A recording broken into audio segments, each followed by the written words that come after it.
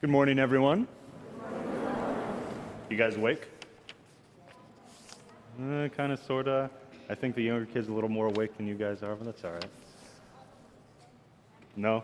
Okay. By a show of hands, who here has had pork chops? A couple of you, yeah, okay.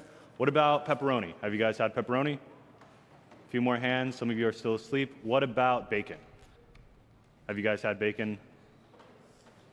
Okay.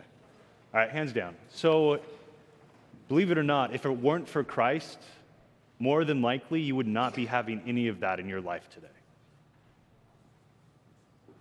Does that shock you at all? Kind of, sort of, yeah? Because bacon's good, right? Bacon is proof that God's real and he loves us. I mean, come on. So, if it wasn't for Jesus Christ,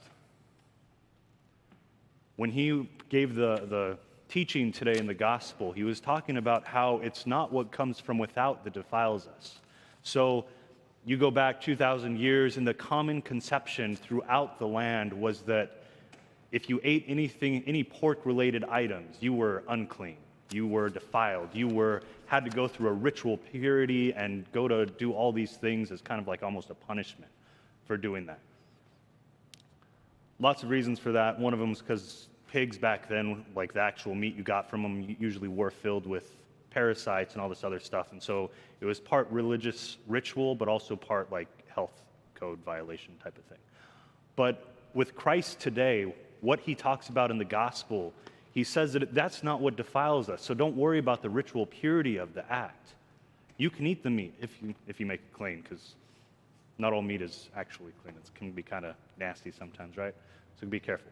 But what's important, though, is what comes from within the person.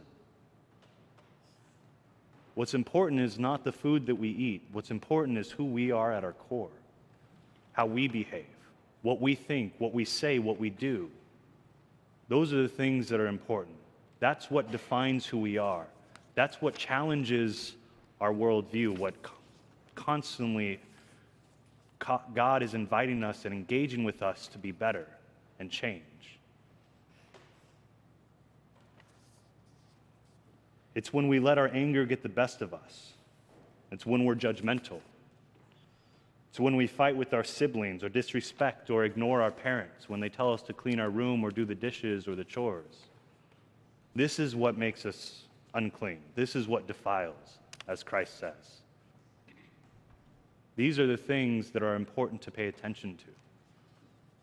It's really not important if you eat a whole bucket of candy. That's not a big deal, right?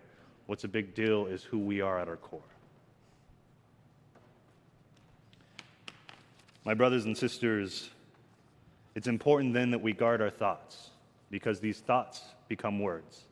And it's important, too, to guard our words, because our words become actions, and to guard our actions, because our actions are what can damage our relationship with God and with one another.